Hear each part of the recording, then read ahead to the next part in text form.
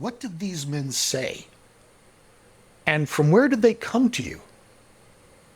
And Hezekiah said, "They've come to me from a far country, from Babylon."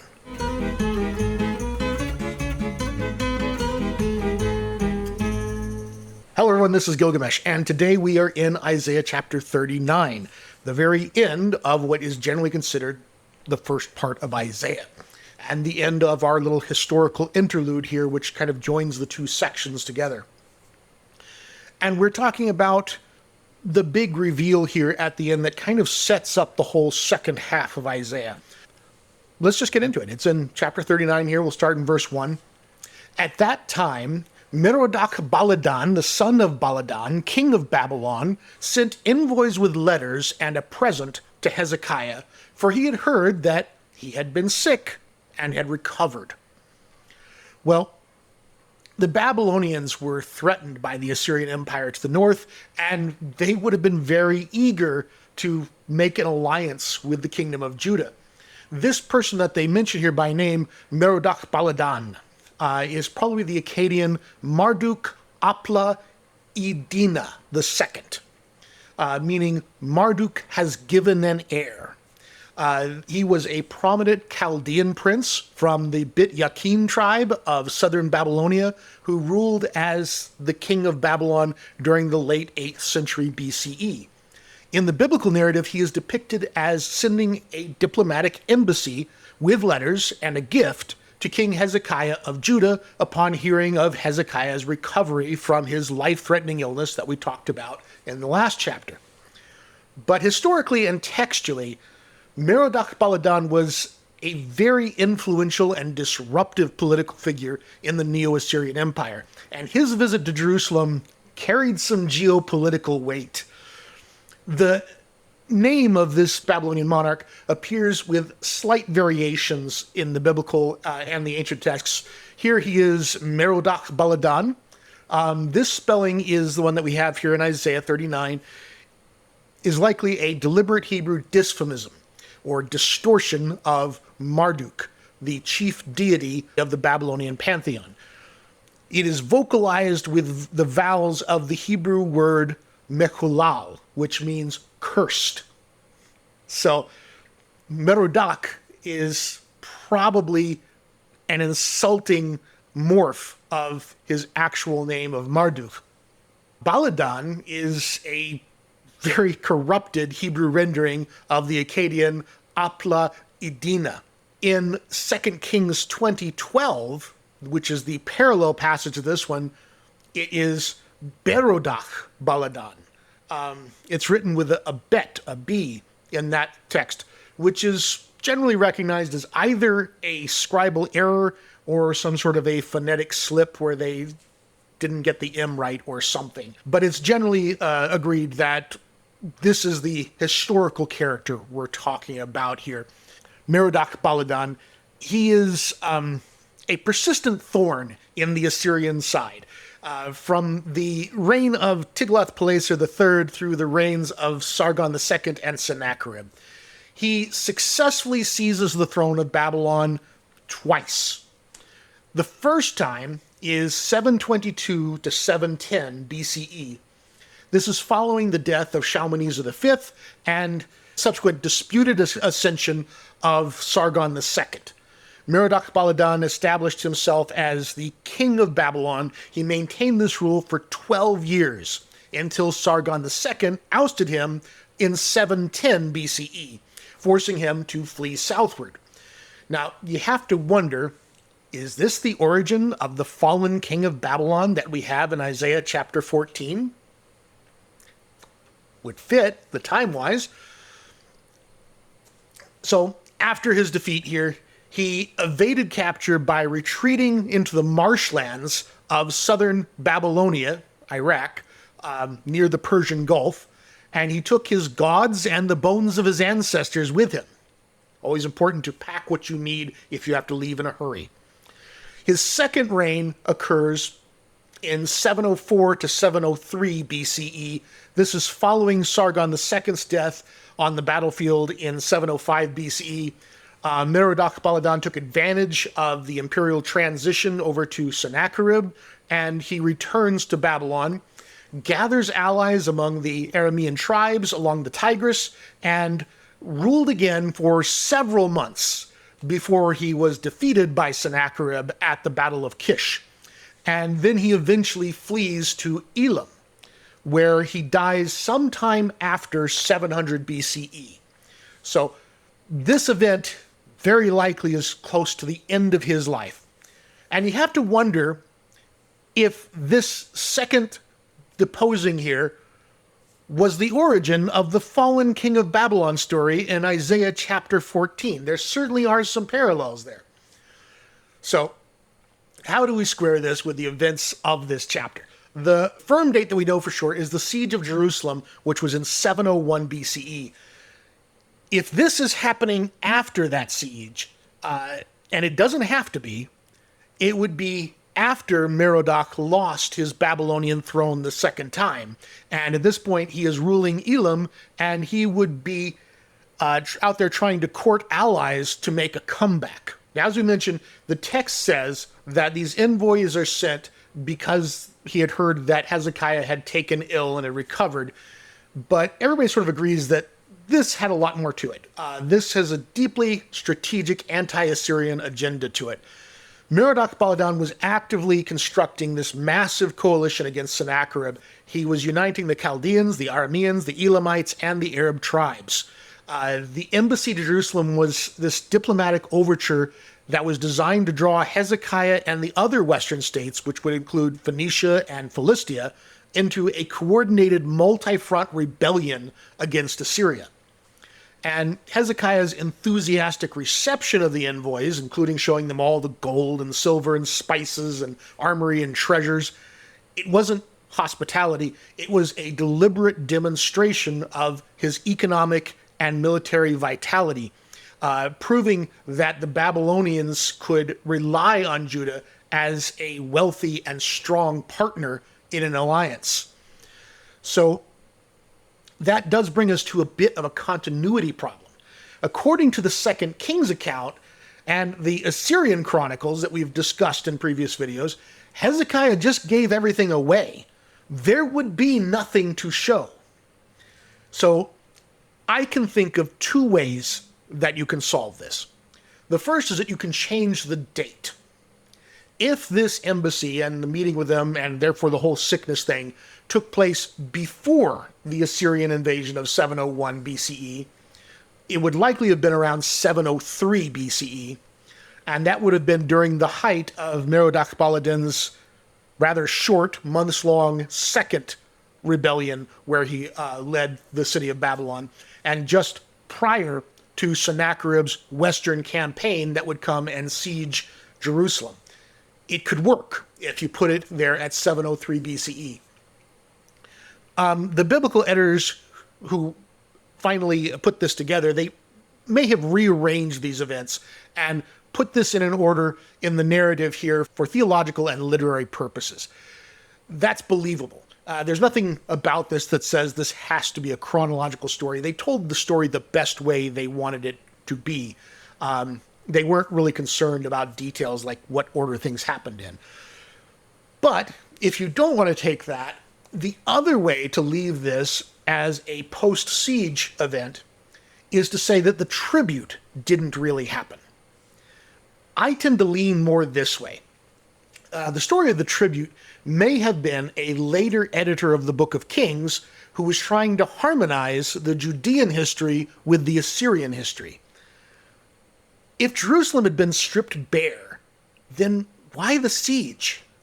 The story of an insanely large tribute sounds a bit more like propaganda to cover an embarrassing defeat. And so I question if that is true, or if that's real, or if that was a later editor who's putting it in there because the Assyrians recorded that's what happened, and so they wanted to make their history match, and that's how it got in the Book of Kings, but not the Book of Isaiah. It's a possibility. We're just guessing. This encounter between Hezekiah and Merodach Baladan, the envoys of Merodach, serves as this bridge to the exile. In the book of Isaiah, chapter 39 acts as this transition here. It concludes the first half of the book, which is chapters 1 through 39, with this concrete prediction of the Babylonian exile. It perfectly sets up the opening of what is often called Deutero-Isaiah, starting in chapter 40, which begins with the announcement of comfort and the end of that exile. Comfort ye, my people. Something I want to put to rest here is something that often gets read into the text here that simply isn't there. And that is a moral condemnation of Hezekiah in this particular matter. There is simply nothing in the text here that suggests there was anything wrong with Hezekiah in his actions here. The fact that it is followed up by a dire warning from Isaiah isn't announced as punishment for any misdeed. Indeed, it's made clear many times elsewhere that if Jerusalem were to fall, it would be because of the misdeeds of her people, not of a specific king. Those who repeat this line about that this was Hezekiah's punishment for pomposity or overly prideful actions, they need to square and grapple that with the reality that just one chapter ago, Hezekiah got the message that you will die and not live. And that wasn't tied to any particular misdeed either. The story, as is told, seems to be that Isaiah is sort of in real time receiving an impression or an inspiration where the sight of the Babylonians was a catalyst to him understanding, oh no, almost in real time here. There's no reason to believe that this was the only state tour that Hezekiah ever gave. It's sort of his job as king. There's nothing about this which really speaks to a pompous or overly prideful activity of Hezekiah. He is desperately trying to keep his nation alive, and looking for alliances against the king of Assyria would be an important and acceptable thing for him to do. But be that as it may, some people read this as some great moral failing on Hezekiah's part. I just don't see it. Now, there are contrasting perspectives in the way this story is told in different places. Kings and Isaiah, largely identical on this part here. It foreshadows the eventual fall of the Davidic monarchy. It's a very tragic pronouncement. In Chronicles, the event is downplayed. The chronicler omits Isaiah's prophecy altogether, and instead it frames this visit as just a thing that happened. It does note that they were there to inquire about the sign. Possibly this is the sign of the sundial that they were coming to inquire about. This would fit the Babylonian interest in astronomy, but it would also be reasonable to be wondering about the whole surviving the siege thing. That would also be rather interesting to somebody who wanted to make a military stand against Assyria. How exactly did you pull this off? That would also be a very reasonable thing for them to be asking about. So neither is quite clear. We're just guessing what sign or wonder it was that they were here to learn about. Both of those things happened in the story here, and it could be either one that it's referring to, but they're here to find out about the wonder or the sign. And it does mention in the Chronicles account, which again was written well after the return from Babylon. So after all these things had happened and they were back in the land, it does mention, well, it doesn't give any particular condemnation in that verse. It can be read that God simply didn't warn Hezekiah how dangerous these men were, that he left him to himself without giving him clarity that this group of men would be dangerous to him and his people, to see what he would do with the matter. In 2 Chronicles, it says, "And so in the matter of the envoys of the princes of Babylon who had been sent to inquire about the sign that had been done in the land, God left him to himself in order to test him and know all that was in his heart." That's a very hindsight kind of statement there, but again, it doesn't seem like it's condemning him or even that he made the wrong choice in the matter, but just simply that God didn't address him particularly as to what he should do in this matter. Now, Isaiah had mentioned Babylon a few times previously, but this is the first that he will prophesy of Babylon destroying Jerusalem. It may have been placed here just to introduce the second half of Isaiah, like we talked about. In this first verse here, I left the ESV translation, which has envoys with letters. In Hebrew, that is all one word. But I thought it was a cute solution to the problem. The Hebrew word that's there, we aren't sure if it should be understood as the letters themselves, or maybe it's the letter bearers that the word refers to. Now, keep in mind, reading cuneiform is hard stuff, and sending a letter probably also involves sending someone who would be able to read the letter. So it wasn't quite so simple as just dropping a postcard in the mail is today.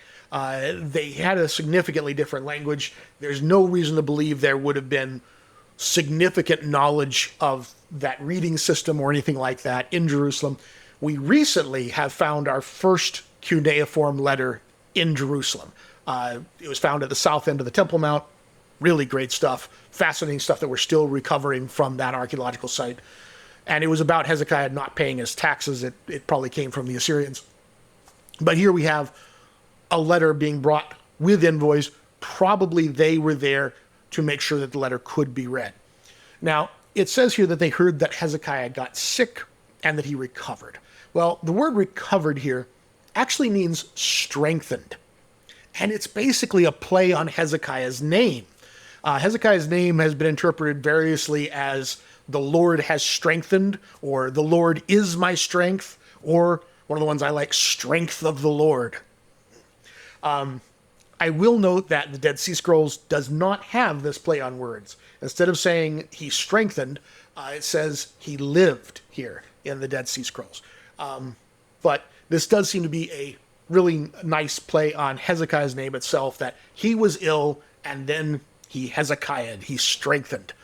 And they come here and we see here in verse 2, and Hezekiah rejoiced over them.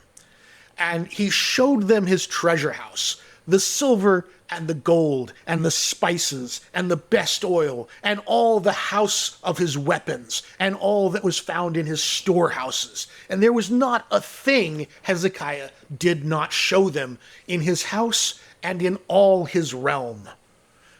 And Isaiah, the prophet, came to King Hezekiah and said to him, "What did these men say? And from where did they come to you?" And Hezekiah said, "From a far country. They came from Babylon." And he said, "What have they seen in your house?" Hezekiah answered, "They've seen all that is in my house. There's not a thing in my storehouses that I didn't show them." And Isaiah said to Hezekiah,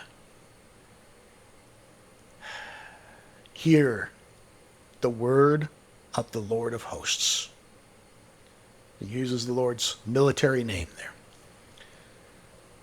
"Behold, days are coming, and all that is in your house will be carried off. And that which your fathers have stored up to this day, Babylon, nothing shall be left, saith the Lord. And from your sons who will come from you, whom you will father, they shall take, and they shall be eunuchs in the palace of the king of Babylon." Very dire prophecy here. You'll note there's actually no preposition here on the first word, Babylon here, and that which your fathers have stored up to this day, Babylon. It's how it is in the Hebrew. There's no preposition there. But the idea is that everything's going to be destroyed. These are the people that will end Jerusalem. And we have the story that the royal family, the sons of the king, that from them they're going to be carried off, at least some of them. It doesn't say all of them. It says from your sons. They'll be carried off and they will become eunuchs in the palace of the king of Babylon. This might have been fulfilled in characters like Daniel and his three companions. We know that they were important and of nobility. They may have been even of the royal line. And the description there, while it doesn't come out and say it, it sounds very much like they were brought in and made eunuchs. That was a common practice at that time, that if you wanted to destroy a royal line, you castrated the male offspring. And there was some advantage to this too, and that is played out in the book of Daniel as well, that education was a powerful commodity. You didn't want to take people that were of good breeding, and yes, they did look at the world through that kind of lens as well. You didn't want to take people of the best lines, the best breeding, who had been raised with education and had the most potential, and not take advantage of that for your own kingdom. But you also didn't want them to have any real claim to a throne either. Castration was the happy medium that they came to. And so this may have been what happened with Daniel and his companions, and certainly, if not him, others that were of important noble and royal families would be taken and brought in as eunuchs into the king of Babylon, kept for their intellectual capabilities, but effectively ending any lineage that they might be able to produce that would carry on royal or noble lines. How does Hezekiah respond to this? Well, it's a great response. And Hezekiah said to Isaiah, "Good is the word of the Lord that you have spoken." And he said, "For there will be peace and truth in my days." What Isaiah is talking about, well, dire, is something that is a full century away. Jerusalem will have peace and truth for the rest of the days of Hezekiah. Now, it does fall apart afterwards, but Jerusalem will stand for another 100 years before this prophecy comes to place. So this isn't something that's going to happen tomorrow. It's hard to understand how that could possibly be a reaction to something Hezekiah did, especially considering what happens after him. But this is a prophecy that Jerusalem will not stand forever, that it will meet a terrible fate, and it will be at the hands of Babylon, which at this time is not looking like the kind of kingdom that could take out much of anything. They are, in fact, very interested in courting Judah for their strength and forming an alliance to stand against Assyria. Judah, perhaps at this point, had gained a local reputation as the one that stood successfully against Assyria. To me, that would attract a lot of attention from people that were interested in taking down Assyria. And Isaiah is here saying, Jerusalem's not going to stand forever. It's going to fall. The royal line is going to end. And these are the people that are going to do it to you. I don't think that's a condemnation of Hezekiah. That's just a prophet explaining what is going to happen. And it will happen for solid reasons. Jeremiah will detail those reasons in detail. But I think it is more just Isaiah letting Hezekiah know what the future holds. That's, I think, the best way to read this chapter. But here we have the end of the first part of Isaiah, the first 39 chapters. When we pick it up next time, we will see that the style of Isaiah changes drastically in the second half of his book, and we'll talk about some of those things. But this is the end of this little historical interlude and the special narration of the important spots in Hezekiah's life. Until next time, like and subscribe, and I will see you in chapter 40. Shalom.